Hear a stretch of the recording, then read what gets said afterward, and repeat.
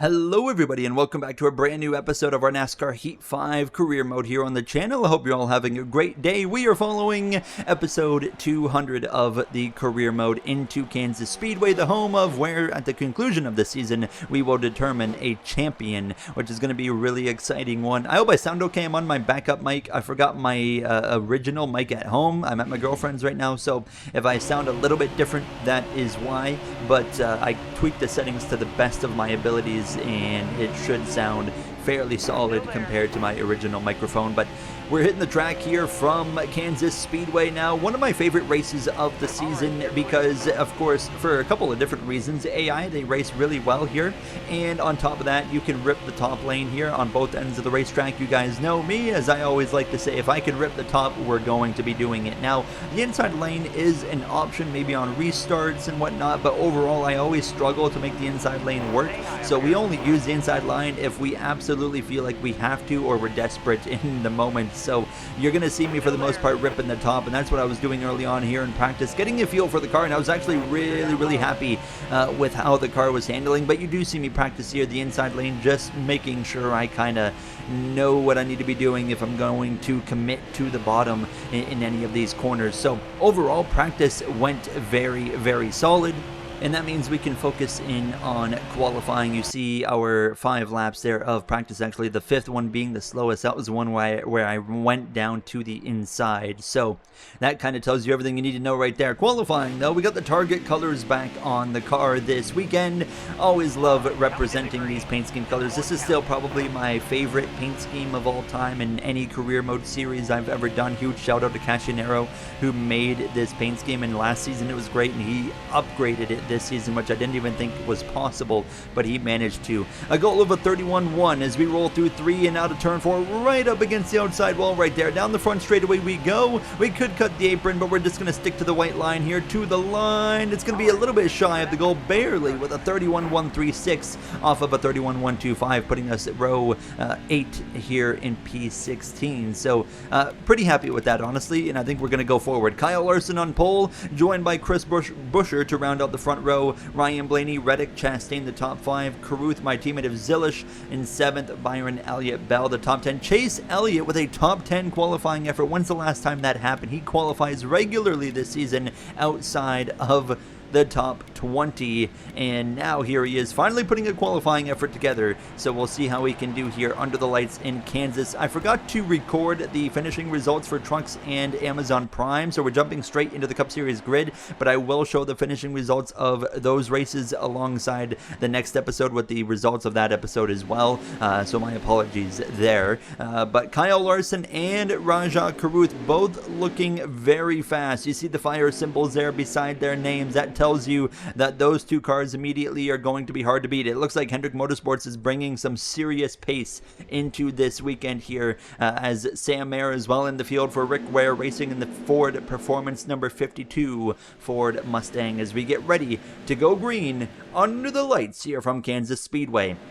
Lining up behind former teammate there in front of us now as the green flag is out. Ty Gibbs just in front, Josh Berry to my inside, Kyle Larson and Chris Busher lead us to the green as we head down into turn number 1 at the back of the field. You got both Rick Ware cars there, the 51 of Haley and the 52 part-time driver of Sam Mayer. Larson leads early on. Ryan Blaney up there in the conversation. Blaney looked quite fast, of course, in Michigan. Things didn't quite work out for him there as we head down this back straightaway, giving a shot to the back of that number 54 Interstate Batteries Toyota Camry of Ty Gibbs. How about Corey Day for Jordan Anderson Racing, running up here in the top 15. Very strong qualifying effort, but not looking like there's a lot of race pace in that car now, as we got 27 laps of racing here in stage 1. Corey Day is in some rumors as of late because Chase Elliott, as the rumors continue to kind of go around about him maybe leaving Hendrick Motorsports following this season and starting his own team to follow in his father's footsteps.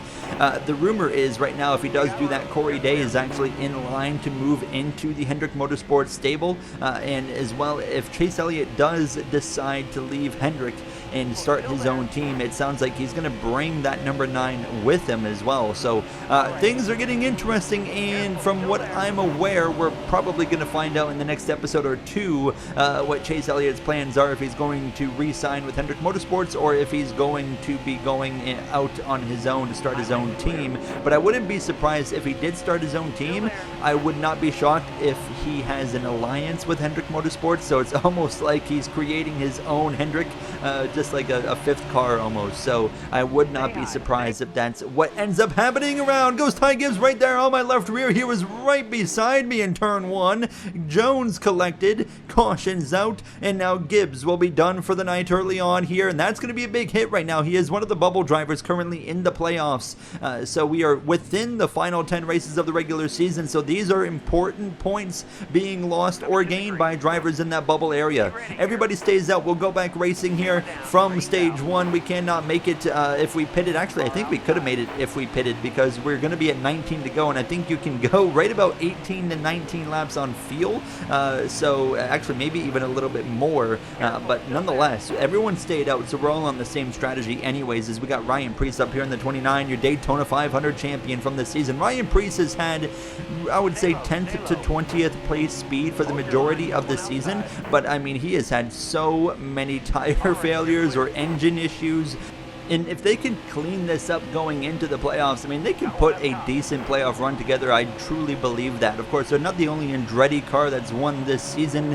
Don't rule out, of course, Carson Kvapil, the worst performing of the 4 drivers, but he actually has a win, and that was at Mid-Ohio in that fuel mileage race. So he is not in the top 30 in the points currently, so he's not in the playoffs, but he is flirting with the top 30 position. He's kind of been hovering 10 to 20 points back for the last few races. So, I mean, if he can just go, you know, even to the Daytona regular season finale, only 10 to 20 points back of the top 30, there's a very real chance he could still get into the top 30 from a Daytona type race and put himself in the playoffs and knock out a bubble driver, which currently consists of Trackhouse's Tyler Reddick, 2311's Ross Chastain, Ryan Blaney as well, Corey Haim. So there's a lot of Toyotas that are in this bubble situation, but then of course you got that Honda of that number 1 as we continue to fight forward. Chris Buescher not showing the most speed here tonight. He started P2, but he's dropped out of the top 10, getting passed by his RFK teammate of Chase Briscoe. RFK still seeking that first win of this season, just hasn't quite happened yet. Kyle Larson continues to lead over Ryan Blaney. Rajah Caruth is driven up there into the top 3 as well in that number 48, so don't rule him out. My teammate of Carson Hocevar passes me, passes Briscoe's. I tagged the wall on the exit of turn 2, but it was pretty short-lived because he would get actually back passed by the 98 of Briscoe, and now I had even run down this Jarrett at number 4 of Hocevar here, as we actually are going to get into the outside wall on the exit of turn 4, and that's the worst scenario where when you get in the wall, it just keeps pulling you in. Sometimes you can bounce off it and not lose much, but no, I was not able to get out of the wall, and we're going to lose 1, 2, 3 positions right there and drop ourselves to 15th immediately. We get back into the rhythm, get back into the fight, but that is the risk that you run running the outside lane here at Kansas Speedway, or any track for that matter, is once or twice a race I'm usually going to get into the wall just pushing a little bit too hard, and it's usually more often than not on the later side of a run on more worn tires. So that was all me, 100% my fault of course, and now we have to try and rally back with only 8 laps to go in stage 1. Likely going to see some green flag pit stops here within the next lap or 2, or will we see a caution maybe put that to an end as we'll dive to the inside of Christian Eckes in that number 6, a big run down the back straightaway into turn 3. We roll through the center of the corner, better exit, we clear the number 6. We've got somebody coming into the pits right there. I believe that's Chastain. Yes, it is Ross Chastain. And as we come to the end of lap 21, Kyle Larson and everybody else should likely be heading into the pits, but never mind, caution is out, and we will not be pitting under green. Chastain, he did not get lapped because the caution came out before the 5 came around, and it was actually Todd Gilliland in the outside wall. So Chastain and I believe a few others can stay out going for this stage 1 late restart. And actually I believe Rajah Caruth, the 48, yes, Rajah Caruth was one of the drivers in the pits at the time of the caution. He's actually leading instead of Chastain. 3 laps to go here in stage number 1. How about Joey Logano up here in the mix? We didn't really lose much actually. We actually maintained our track position because the 2 guys that of course benefited right there, well, they were already in front of us when they pitted. so we don't really gain anything out of it or lose anything out of it now as we head down this back straightaway, getting a big run to the back of the 24 Celsius Cadillac. There's our teammate of Connor Zilish in the WeatherTech colors here today. No Red Bull branding on that number 88. There's Andres Perez. He was one of the drivers that benefited. He's on the move backwards here, and as well, I believe we've got one of the Tricon cars up here. So we've got two cars that did actually benefit from pitting before that caution came out. The 15 of Ruggiero, he's going backwards as well, and this has opened the door of opportunity for me to score more points here in stage number 1. Here comes Chase Elliott. We're 3 wide between the Hendrick duo of Elliott and Byron. 1 lap to go in stage 1. It's Caruth out in front over the number 5 of Kyle Larson as we run for P6 around P6, P7 as we roll to the inside in 1 and 2. No other option there. Byron was to my right rear as we'll be alongside him on the exit of the corner. Look at the momentum out of that 24. Couldn't do anything about that one now as Caruth leads into 3 and 4 for the final time. And now Christopher Bell looking to my inside. We should be able to roll the momentum off the exit of 4, and Caruth will hold off the number 5 of Kyle Larson for the stage 1 win. And it's going to be, I believe it was Chastain up there in 3rd. It was, and we're going to cross the stripe for a solid, respectable top 10 effort there in P7. But a lot of positions kind of swapped around there because of a couple of slower cars of Perez and Ruggiero restarting in the top 10. We're all going to stay out and get ready to go green for the restart here. Surprisingly, usually everyone, even after just a few laps of racing, will pit for a stage break, but not going to be the case here. We'll get ready to go green for stage number 2 behind that number 9 Kelly Blue Book Chevrolet. Just tried to call it a Chevrolet Cadillac of Chase Elliott here, as he is actually putting a pretty solid night together. He put a very solid race together last episode as well in Michigan, and now here he is bouncing back and doing it again in Kansas. So this is a good sign of things to come, but not a good sign for Elliott's when I'm coming up the inside here as we exit turn 2. He's stacked up behind what looked like the 45 of Chastain. And Chastain and as well Ryan Blaney both looking a lot stronger tonight than they have all season long compared to their teammate of Corey Heim, who's kind of been leading that team. Of course, still winless this season as we've got Christopher Bell trying to peek to the inside, coming to the end of lap 1. Kyle Larson dropping back as Caruth continues to lead over second place of Ryan Blaney. Now we'll get back up to the outside lane here into 1 and 2. Chase Elliott enters the top 5. How about Joey Logano here in that Power Raid number 22? We get to see that paint scheme a few times this season still. I remember, what was it? I think season 3 or 4 he ran that thing full-time, or the primary scheme on that car. It's still nice to see it every once in a while as we have 26 laps of racing here in stage 2, so 1 less lap compared to that first and opening stage as that 22 gets us as we drop down to P8. We don't have a car capable of winning here tonight in Kansas. I think that's obvious. I remember, in the season finale in Kansas last season when we won the Cup Series championship for the first time. I mean, we had a top 5 car. We were able to really grind it out, and we were fighting up there and putting a good race together. But tonight we just don't have that same speed in this number 8 Target machine. So I'm just making the most of it because I feel like we're an 8th to 10th place car, and that's where we're running right now, is 8th in front of Hocevar, as there was somebody coming into the pit lane with smoke pouring out of the back of their car now, as it looked like to be an apparent engine issue. As we come to lap 8 of stage 2, we continue to run in P8 here, and now actually trouble in the back. Noah Gregson goes around, tire down. Corey Day is going to get a piece of it as well. Cautions out as the Bass Pro Shops Toyota Camry for Legacy Motor Club goes around, and we're all going to come into the pits for tires and fuel. And I believe we got a car staying out, and that's Justin Haley. I'm going to assume Haley was the one smoking in the pits, and now he gets to he's going to stay out and take the lead here in Kansas. Oh boy, this is going to create a dramatic restart now, as it's going to be 15 laps to go in stage 2. Everybody can make it to the end from here comfortably on fuel, so it's just going to be a straight up race from here to the end of the stage. Now Chastain in my left rear quarter panel here as we roll through 1 and 2. Elliott moving a little ways up the racetrack now as we exit the corner. Where does Haley go? He kind of covers both lanes. I split the middle. Logano, Elliott leave the door open. I say thank you very much, don't mind if I do, as we head down into turn 3. We're doing the same thing we did at the end of stage 1, where we're finding an opportunity to gain extra positions inside the top 10. Caruth going backwards now, who has arguably the best car here tonight alongside Kyle Larson, and now into the top 5. 5. We pass the 51 of Haley.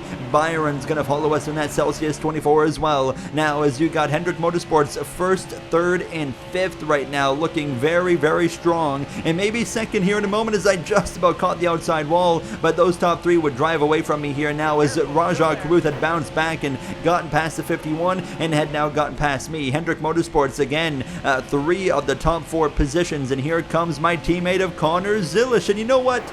I have not forgotten how my teammate of Connor Zilish has raced me this season. He has not been a very good teammate in my opinion. So as he was trying to pass me, I was at least trying to make life difficult on him here. And we're going to ride right on his door through the tri-oval. We're even going to run him down the racetrack and side draft him into turn 1. But he's just got too much speed right now for me to hold him any further back. So he gets through. I didn't really hold him back much, but I was at least, satisfied and just content that I knew I at least inconvenienced him with how he's raced me here in recent races, including even in Michigan last episode, Texas specifically. I mean, I felt like we could have gone forward. We had a tire advantage late in that race, and he just did not allow me to go forward as we continue to fight. Now, actually, a bit of contact with the 24 of Byron into turn 1. We wash up the racetrack. We drop all the way down to P10. Can we at least hold on to a stage point here in stage 2? We should be able to, but look at this scrap we've got going on. 1, 2, 3, 4, 5, 6 cars, including myself, going at it right here. I mean, we could still finish in the top 5. I mean, we're running P10, but 5th is only a few car lengths in front. We just continue to battle. The positions are kind of shuffling.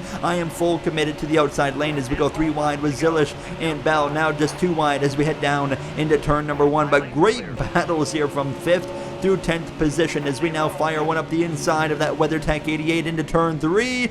Inside lane wide open. Can't quite carry that momentum to get to the inside of the 20 of Christopher Bell. But nonetheless, I mean, this is absolutely fantastic racing, and this is why I chose this racetrack to be the season finale in back-to-back seasons. I don't think I've ever done the same track in back-to-back seasons before, but I mean, Kansas is just so good that I felt like we had to do it. It was either that one or it was going to be Las Vegas again, like we did earlier in the career mode, but I wanted to stick with Kansas now as we come to 2 laps to go, fighting with the 98 of Chase Briscoe for P9 as we roll through 1 and 2. Can we clear him on the exit at turn 2? Close, not quite enough. Briscoe fights back as we were 3 wide. Look at this coming to the final lap. Justin Haley's been so off the pace. He's gone a lap down again. He's been lapped by the field as we cross the stripe with 1 to go in the stage, and that allows me to get past the 24 of William Byron and now put us in P8 as Zilish runs away in front of us there with Christopher Bell. They're going to be side by side just about on the exit of turn 2. Does Zilish get clear? Not quite. Kyle Larson, though, leads the way through 3 and 4. He was runner-up in stage 1, and now off of turn 4, he'll swap with the 48. Kyle Larson takes stage 2, Caruth in 2nd, Elliott in 3rd, Blaney 4th, Logano rounding out the top 5 as we cross the stripe for P8 here in stage 2. Chase Briscoe rounding out the top 10 as we'll come into the pits, and no changes really on this car. I was pretty happy with how it was driving. It's just a lack of speed that's the current problem. So 4 tires, feel getting ready to go green for the 3rd and final stage here from Kansas Speedway. We actually gained 2 positions in the pits and moving us up a full row into the outside here on the 6th position as the green flag is out and stage 3 is underway here. Now the pit crew has always been a strength since we've come to Junior Motorsports now, and we've gained so many positions in the pits now, and we talked about it last episode in this complete side topic, but stage points, we lead the field or the whole grid in stage points accumulation this season, which is a statistic that I mentioned in Michigan that I always used to struggle with, but tonight's proving it. I mean, we just grind it out, and we have found ourselves in positions to steal positions late in the stage on restarts and get the stage points that we weren't necessarily going to get just a few laps prior, and that's where the difference is made right now, and helping us in this regular season championship battle that we lead by over 100 points. It's insane how much of a point lead we have in the regular season right now. Now it's kind of stabilized over the last few races. We've had less wild races. When you mix in,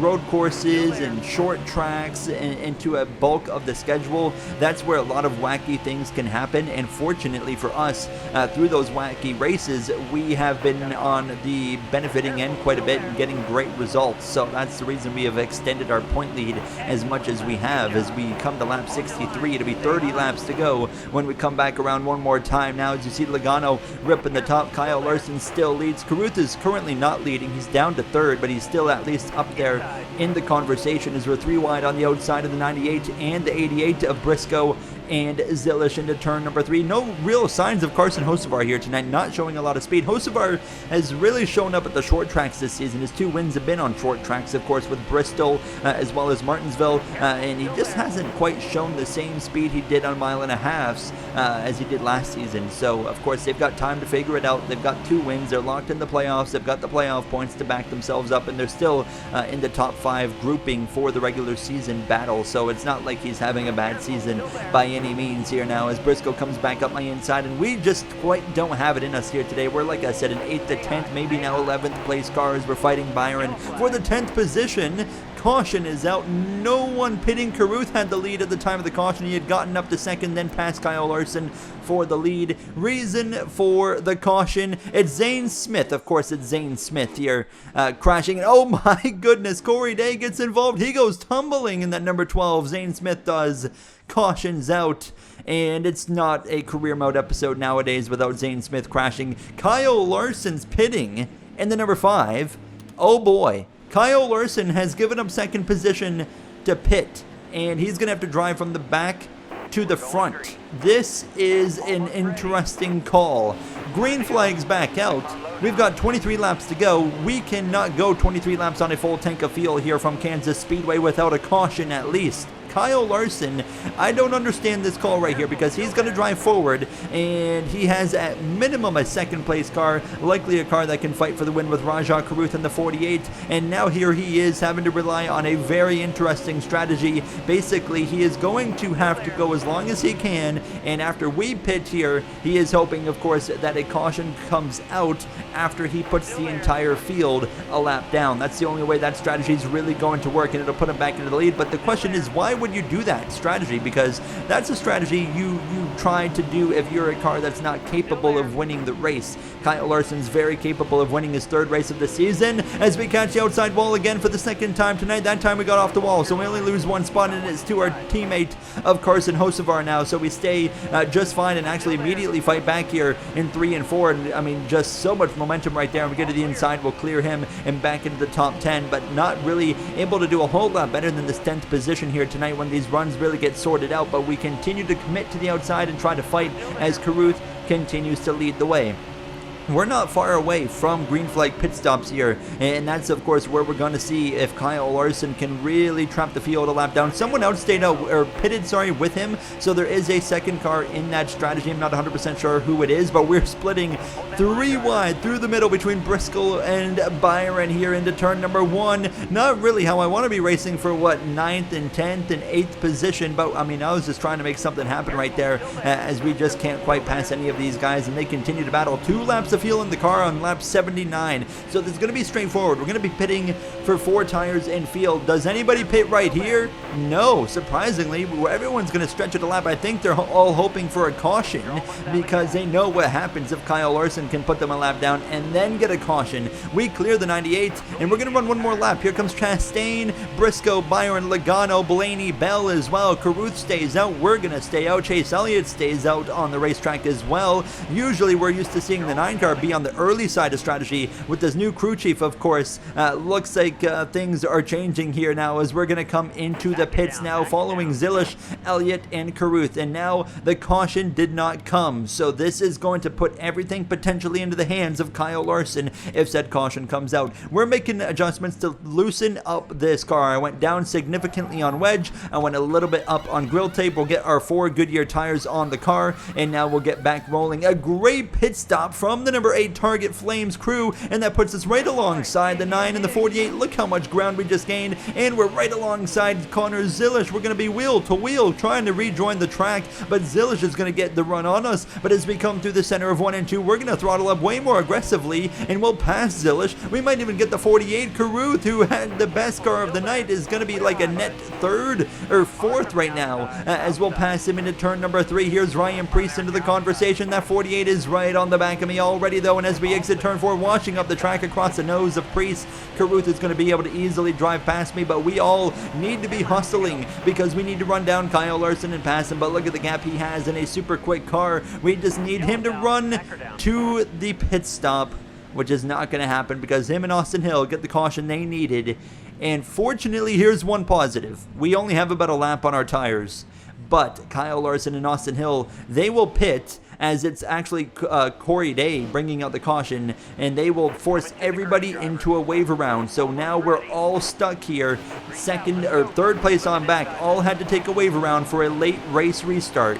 And that puts us now back here in, P11 with Rajat Karuth. Honestly, I completely missed how some of these other guys got in front of us with the 24, as well as, Logano and then some. And we've got some slower cars up here on the conversation as well. This is going to get really interesting really quick, actually, as we head down this back straightaway. We obviously aren't in a position to win. Karuth has been robbed of an opportunity to win. And Chase Elliott, I was trying to go to the outside of the 9. He's going to jump up there first. Now they're 4 wide in front of us. We'll follow the 9 of Chase Elliott around the outside of Logano, as well the 45 of Chastain. You got Bell up here. There's Corey Day in the 32, Eric Jones. We've got some super slow cars in the conversation, and myself and Chase Elliott are ripping through this grid quicker than anybody else now, as we're going to be 4, maybe even 5 wide, just about, as we exit turn 2. Austin Hill, he's well off the pace, and just like that, myself and Chase Elliott go from, outside of the top 10 to second and third. We just got to get through Bubba Wallace and Brent Cruz. Brent Cruz won a stage there in Michigan, had a great race, top 5 effort last episode. Not quite the same speed, as we're going to try and split this 31. Elliott goes inside. I take the top. Kyle Larson has driven away. Coming to the final 4 laps of racing, it is all Kyle Larson now in this final push. But what a run through the grid. If we could just get a caution, myself and Chase Elliott would love an opportunity to have a crack at the number 5 of Kyle Larson, because we are absolutely ripping in these final 4 laps here of racing from Kansas Speedway. But it looks like it's going to be a fight for second between myself and Elliott. No, it's not. Caution is out. Overtime, and we're going to be row 2 on the inside. I think we've got a serious chance right here to maybe, just maybe, steal a win, as it was Ryan Preece going around.